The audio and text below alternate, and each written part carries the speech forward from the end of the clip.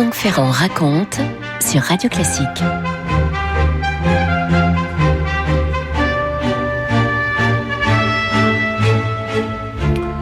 Nous sommes le dimanche 12 mars 1679.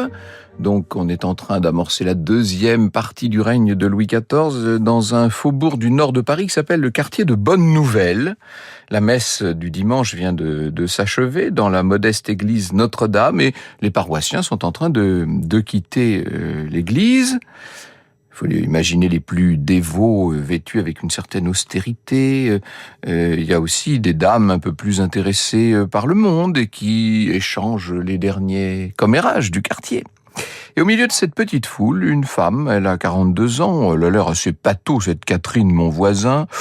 À première vue, elle pourrait passer pour une paroissienne assez ordinaire, une dame qui vaque à ses devoirs religieux, disons, mais la vérité, c'est que cette femme-là cache bien des secrets. Quand je dis des secrets, ce sont de sombres secrets qui s'apprêtent à rejaillir en public parce que soudain arrive un groupe d'hommes, parmi eux un commissaire qui s'appelle Camuset et surtout le lieutenant François Desgrais. Vous avez sans doute entendu son nom si vous vous êtes de près ou de loin intéressé à ces affaires terribles de poison au grand siècle. Desgrais est un chasseur de criminels. Sa présence veut dire que l'affaire est grave, évidemment. La voisin va être arrêtée par ce Desgrais. Un roman vient de paraître qui s'appelle La Chambre des Diablesses. C'est Isabelle Duquesnoy qui a écrit La Chambre des Diablesses et elle reconstitue la scène. Madame, je vous conseille de me suivre sans renauder. Si vous êtes innocente des crimes dont on vous accuse, vous serez relâchée. Je suis pas une criminelle. Dégagez vos grosses pattes de mes guipures. Les paroissiens ne perdaient pas une miette du spectacle, écrit Isabelle Duquesnoy. J'en ai maté de plus coriace que vous, s'amusa Desgrais. Suivez-moi sans provoquer de scandale et je le mentionnerai à votre crédit. Les joues rondes de la voisin tournèrent rouges, et sa bouche un peu lipue se mit à pendre comme la lèvre d'un enfant grondé. Elle rabattit les frisettes de sa coiffure, baissant les paupières pour se cacher des regards, mais tous suivaient sa marche lente, entre deux gardes, crâneuse, la tête haute et le chignon bien agrafé. On l'emmène bien loin de son quartier pour être écroué.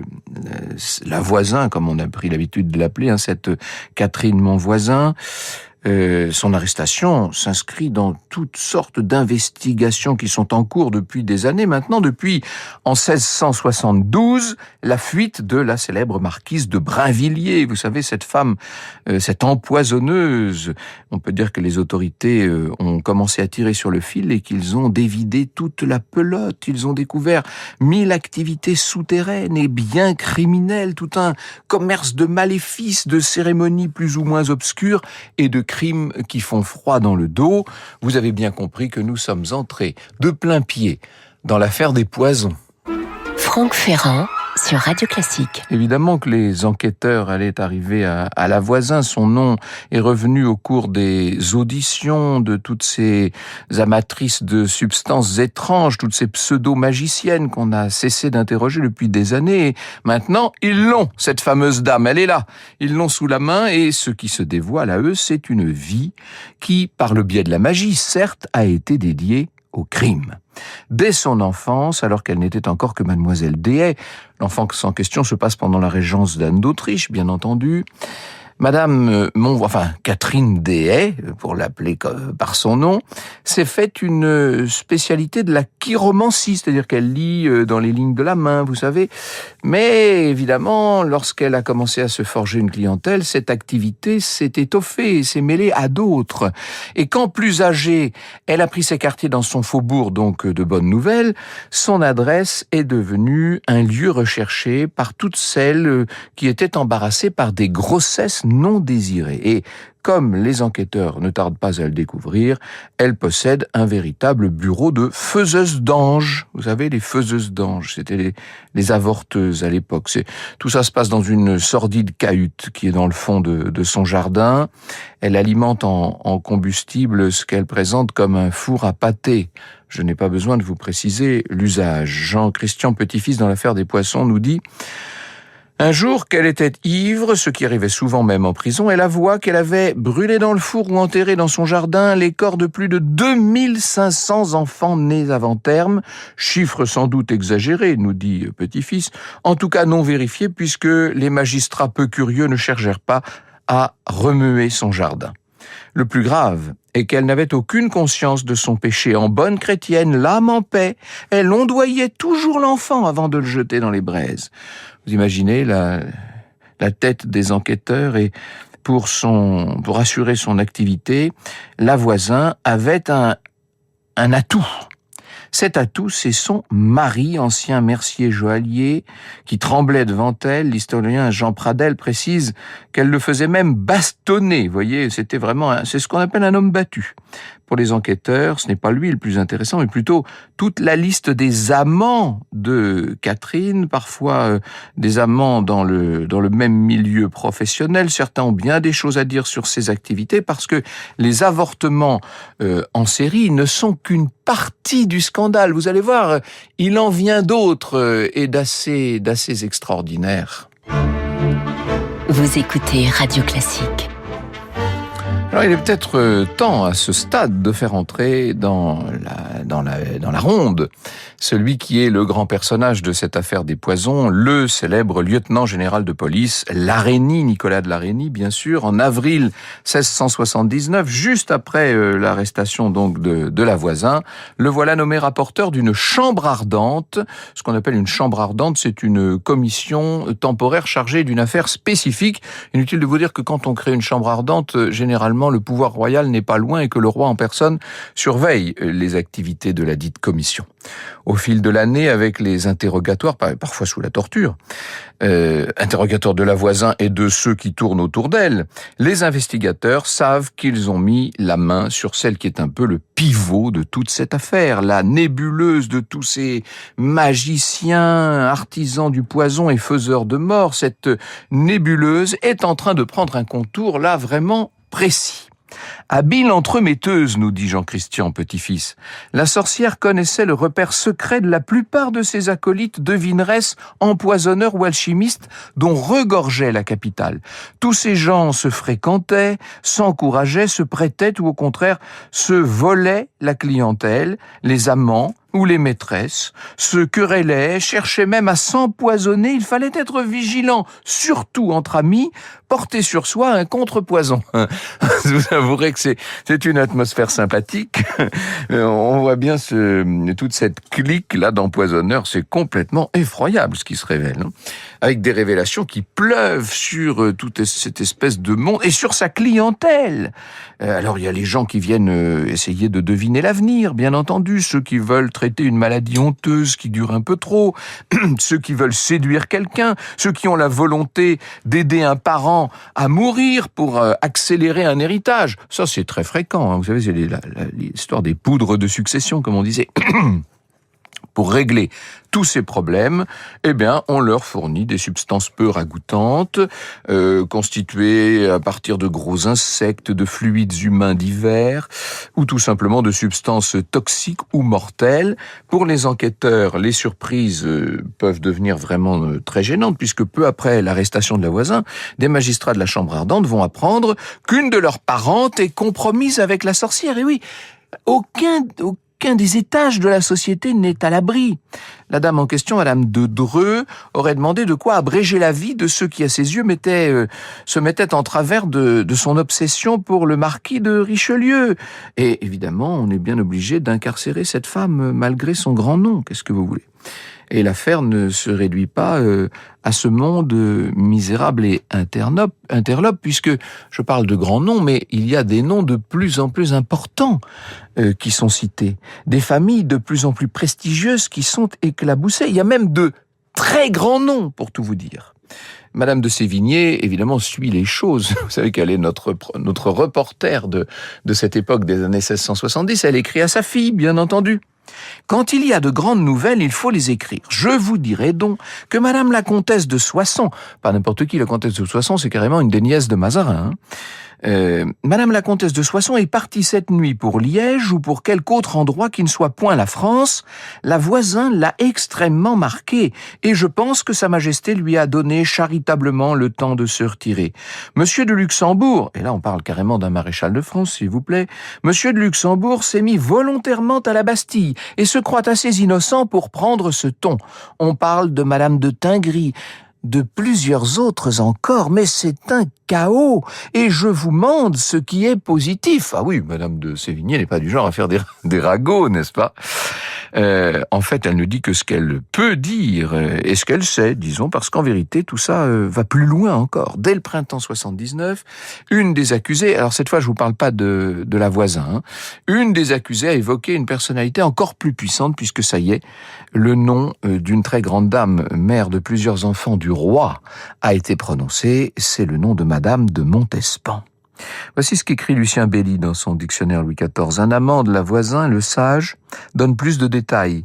Il indique que sa maîtresse apportait à Saint-Germain, donc à la cour royale, des cantharides, c'est des affreuses mouches, vous savez, des aphrodisiaques, et c'était pour le roi. Indirectement, Louis XIV a été client de la voisin. Selon lui, cette dernière fréquentait aussi mademoiselle des Œillets, demoiselle de compagnie de madame de Montespan et maîtresse intermittente de Louis XIV. Oui, ça y est, on touche au plus haut sommet de l'État, ça y est, le roi est touché par cette affreuse histoire. Alors, est-ce qu'il faut pour autant prendre toutes ces dénonciations, pour certaines arrachées sous la torture, pour argent comptant? Certainement pas. Mais ça ne veut pas dire non plus qu'il faille rejeter tous les témoignages. Certains aveux, d'ailleurs, vont se vérifier au moins en partie. C'est très difficile dans cette affaire d'aller distinguer le bon grain de l'ivraie. La voisin et ses complices ont intérêt à mêler de grands noms à leurs activités. Ça permet de gagner du temps dans la procédure, ça permet d'entraîner l'étouffement de l'affaire. On se dit, plus on va citer de grands noms et moins les choses seront rendues publiques. Et c'est d'ailleurs ce qui va finir par se passer. C'est un calcul qui se révèle juste. Pour le sage aussi, par exemple, il peut s'agir d'accabler la voisin, comme elle a déjà reconnu des horreurs. Ma foi, on va lui coller tout ça sur le dos. Il faut préciser que l'affaire est sans doute plus compliquée encore, parce qu'il y a en coulisses un certain nombre de considérations politiques. Le ministre Louvois, nous dit Lucien Belli, suit toutes ces affaires derrière lesquelles se profile aussi la rivalité qui l'oppose à Colbert. Il rend même visite à Le Sage dans sa prison à la fin de 1679, lui promettant sa grâce contre de nouvelles révélations.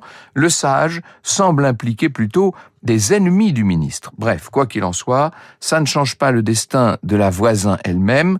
Son procès va être organisé et on se dit qu'il y a encore sans doute des révélations qui vont tomber.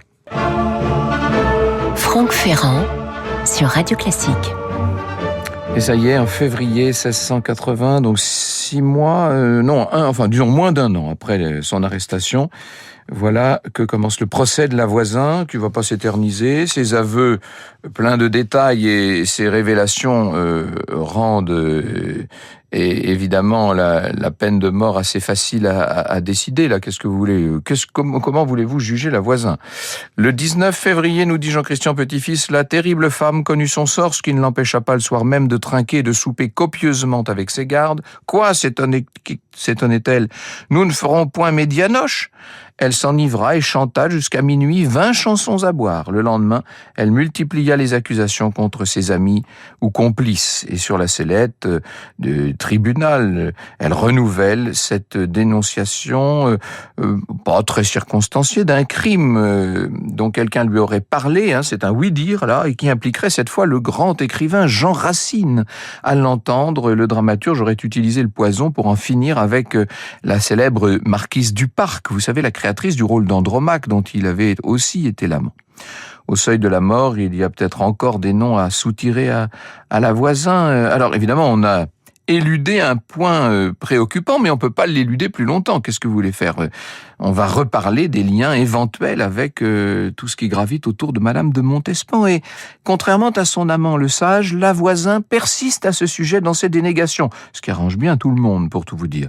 Elle dit qu'elle a répondu aux sollicitations d'une demoiselle de la cour qui sollicitait des prières pour accéder à une position dans l'entourage de la favorite, mais bon, bref, ça va pas loin, ça. Plus tard, la fille de la voisin Marie-Marguerite et d'autres témoins seront plus bavards et à les entendre, le nom de Madame de Montespan et de la voisin aurait en vérité été étroitement associés. On dit que l'une aurait fait appel à l'autre pour des cérémonies sataniques, à base de sang de bébé pour s'en prendre de manière définitive à celle qui pouvait pendant un temps faire figure de concurrente de Madame de Montespan auprès du roi, c'est-à-dire Mademoiselle de Fontanges. Ce sont des scénarios alambiqués, on n'a pas vraiment de preuves de tout ça, bien entendu. Qu'importe, la voisin, elle, n'en parle pas, et elle se prépare déjà, à sa manière, à la mort infamante qui l'attend. Elle soupa le soir, nous dit Madame de Sévigné, et recommença, toute brisée qu'elle était, à faire la débauche avec scandale. On lui en fit honte. On lui dit qu'elle ferait bien mieux de penser à Dieu et de chanter un Ave Maris Stella, ou un Salvé, que toutes ces chansons. Elle chanta l'un et l'autre en ridicule. Elle mangea le soir et dormit. Le mercredi se passa de même en confrontation et débauche et chanson. Elle ne voulut point voir de confesseur. Franck Ferrand sur Radio Classique. Voilà le dernier jour de la voisin, le 22 février. Les Parisiens, dont Madame de Sévigné évidemment, la voient passer dans son tombereau, dans la tenue blanche des condamnés. Elle est là, traînée dans les rues. Vers la place de Grève, bien entendu. Au moment de sortir du tombereau, elle essaie quand même de se débattre un peu. Les hommes doivent la saisir pour aller la placer sur le bûcher. Catherine, mon voisin, est assise de force sur une chaise et on entoure son buste de fil de fer contre le dossier du siège, raconte Isabelle Duquesnoy. Elle s'agite comme une possédée, ses jambes repoussent 5 à 6 fois les bottes de fourrage qui la cernent, mais après quelques escarbilles rougeoyantes, elles finissent par s'embraser sous les acclamations réjouies des voyeurs. Les flammes commencent par lécher ses chevilles, puis le bas de sa robe avant de s'élever en bourrasque comme aspirée vers son visage. Comme souvent, au sujet d'incarnation d'un mal qu'on doit pouvoir regarder comme absolu, cette mort agite les contemporains. Je dirais même qu'elle les passionne. Une question transparaît avec une curiosité qui peut-être est mêlée d'angoisse. Curiosité, c'est certain, angoisse peut-être. Est-ce qu'il est possible que la voisin ait refusé un vrai repentir chrétien pour la société de l'époque? C'est quasiment impossible même à penser, à imaginer. Il faut l'ironie de Madame de Sévigné pour démêler l'affaire. Elle tient toujours sa fille informée, même sur ce point. Il faut que je vous reprenne l'âme damnée de la voisin. On dit au contraire que son confesseur a dit qu'elle aurait dit Jésus-Maria dans le milieu du feu. Après tout, conclut Madame de Sévigné, mais ne la croyez pas, bien sûr, c'est peut-être une sainte. Vous écoutez Radio Classique.